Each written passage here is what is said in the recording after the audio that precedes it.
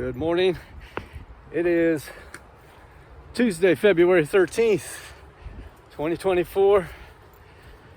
Going to do this Devil's Backbone Trail today here in Warriors Path State Park, Kingsport, Tennessee. Let's go. Here's the start of the trail. Devil's Backbone Trail. Down there's the Fall Creek Road Bridge. Here's Warriors Path State Park. Campground's over there on the other side. And this trail is pretty steep in places. It goes uphill for the first half, and I believe it's downhill for the second half. It's a cool 41 degrees out here today, sunny, a little bit windy.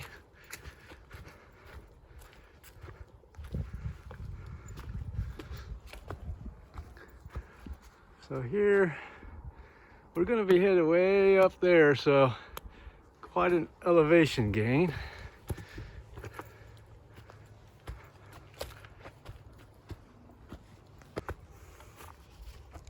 I think that was a kinglet. I was just up in that tree.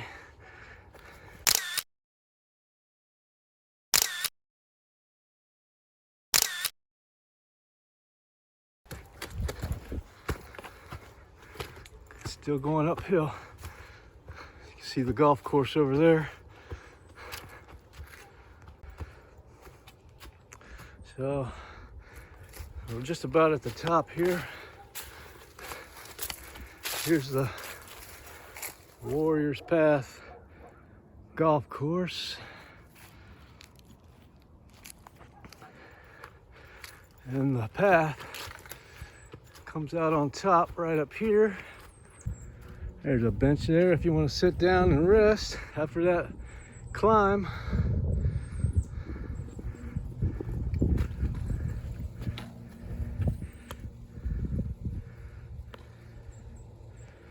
And then the path continues on this side.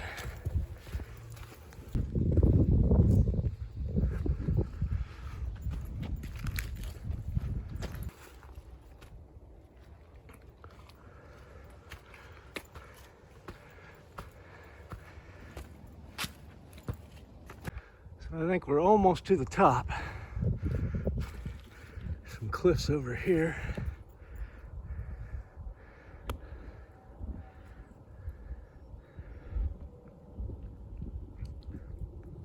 There's a chickadee over here. Looks like he's eating the mushrooms off that log right there. Yeah, looks like some turkey tail up here he was eating off this log. There he is, come to get his photo taken.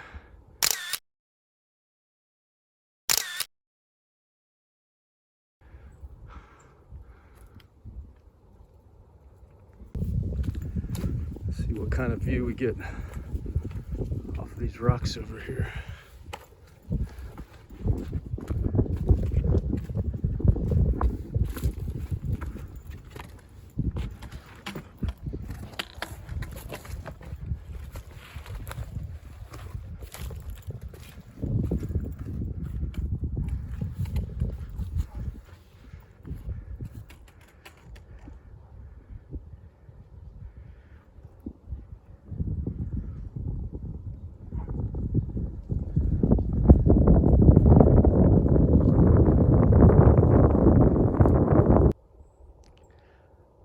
Eastern bluebirds sitting over there, up there.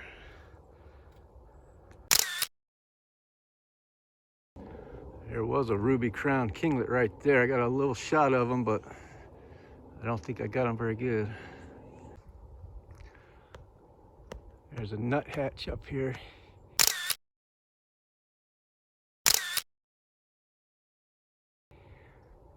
Eating out of that, where that branch broke off there. There he goes.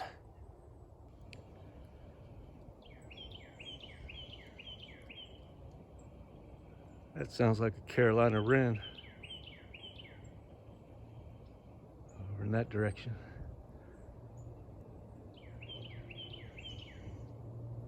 He's got that song, O-E-O-E-O-E-O. There's a kinglet over there. I don't know if I can get a picture of him though. Looks like a downy woodpecker over there, pecking on that log on the ground.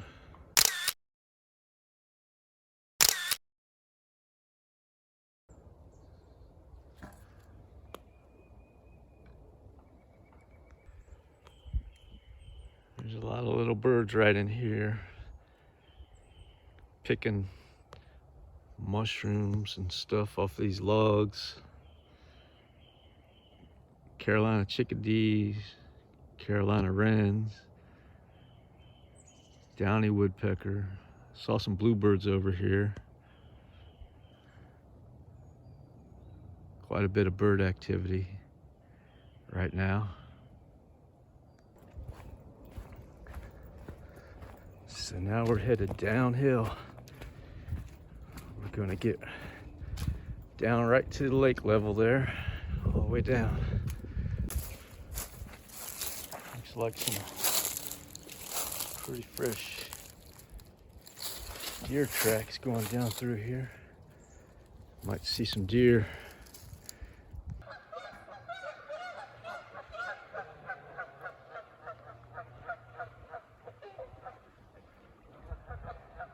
A bunch of Canadian geese have landed.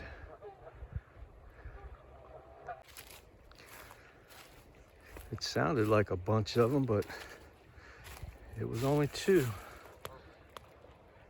They sure made a lot of noise.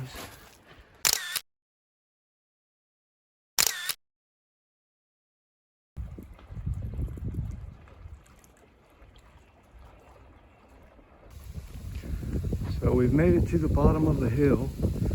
Now we're walking along the path, along this little cove here.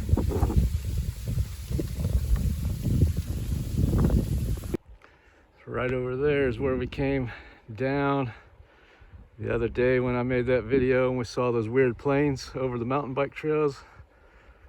That's where we were, right over there. Today we're going to walk up to the bridge up here. We came down over there, walked around this way. I can hear the water falls over here.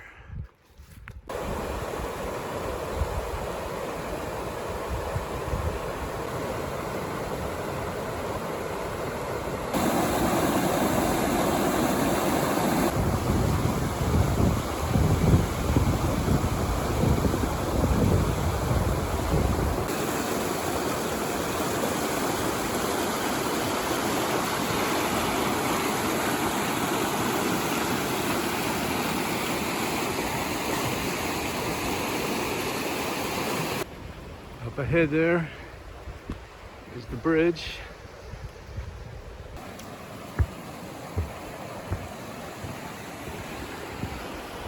So this is the bridge that we came to the other day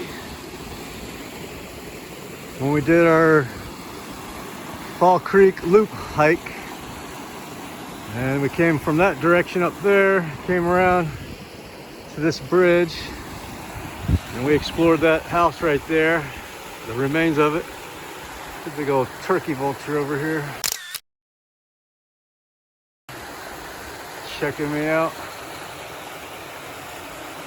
So this is where we're gonna turn around,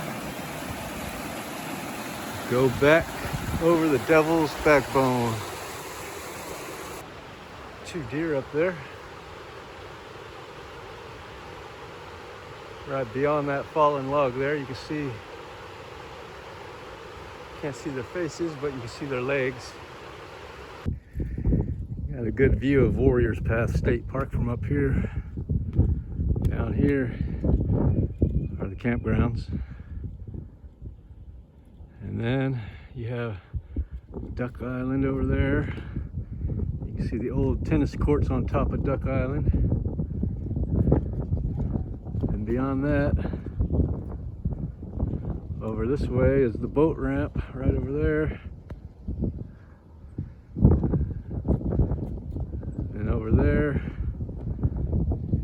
arena beyond those trees over there, and there's the road that goes into Warriors Path. And over this way is Warriors Path Golf Course.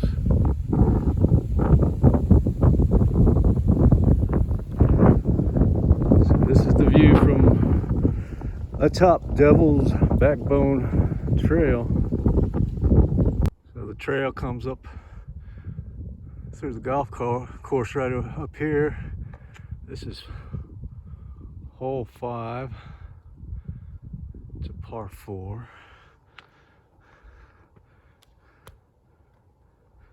Nice looking golf course. I guess I don't play golf, but it looks nice to me. It's not very green, but that's because it's winter time.